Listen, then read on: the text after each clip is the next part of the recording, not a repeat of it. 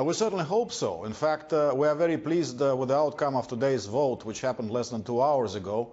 It was Russia who took the initiative in introducing the draft yesterday morning, and it took us just 26 hours to bring the effort to fruition, to a unanimous vote of the Security Council on a rather complex resolution, both politically and technically. No mean feat by Security Council standards, let me tell you. But the most important thing is what is going to happen next. Of course, we hope that the monitors are going to be deploying expeditiously.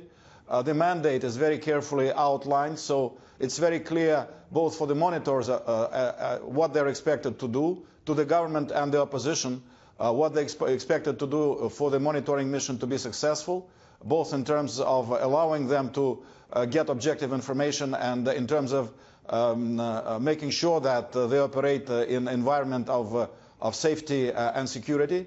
It's also very important that the mandate of the resolution is fully provided for in the resolution for the monitors, is fully in line with the understandings which have been reached between the UN Secretariat and the Syrian government. So we are very encouraged that we may be on the right track. And there are some positive indications on the ground as well. Because, for instance, today, Foreign Minister of Syria sent a letter to Mr. Kofi Annan in which he says that the Syrian government has complied, has implemented one of the very important provisions of the Kofi Annan plan, the provision about pulling out heavy weapons and troops from out of cities and from around cities. If this is in fact the case, then it is a very important first step in the implementation of one of the major provisions of the Kofi Annan plan. Ambassador Rice questioned the extension of the mandate, but we are not at this stage yet. The current mandate has been authorized for 90 days. And the Security Council is going to hear reports about the implementation every 15 days. So what's going to happen in 90 days is anybody's guess. Of course, we hope that then the situation will become calm and then political process will be in full swing, dialogue between the government and the opposition. So it remains to be seen if there is a need for extension of that mandate in 90 days. But what was troublesome to me in the statement which was made by Ambassador Rice and by some colleagues from West European countries, even though they supported this Russian draft and the adoption of this resolution, is that they missed an opportunity to send a signal to the opposition.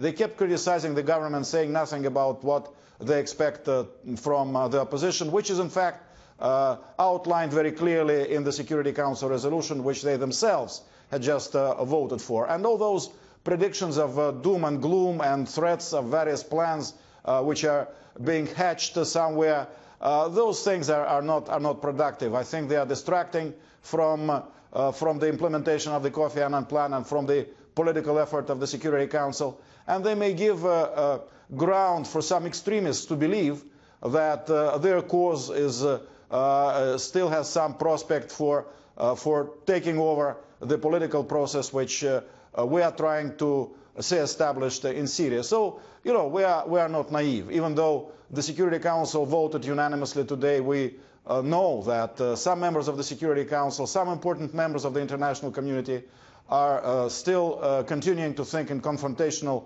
terms towards the Syrian government. But incidentally, one very important aspect of what happened today by the vote of the Security Council in favor of this resolution is that the Security Council has, by and large, re-established its prerogatives in the Syrian crisis as the international body which holds primary responsibility for matters of international peace and security.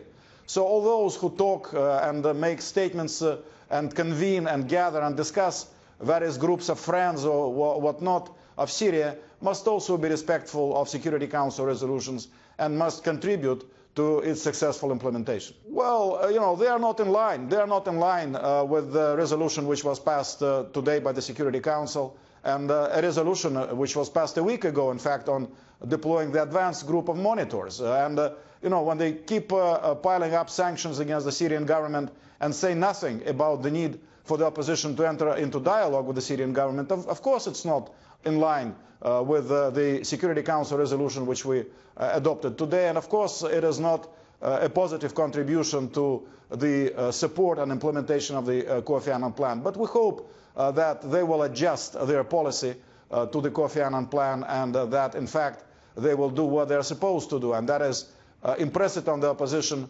that it's time to enter into dialogue and time to stop violence in the streets and give people of Syria in Syria an opportunity to figure out their political future of their country on their own.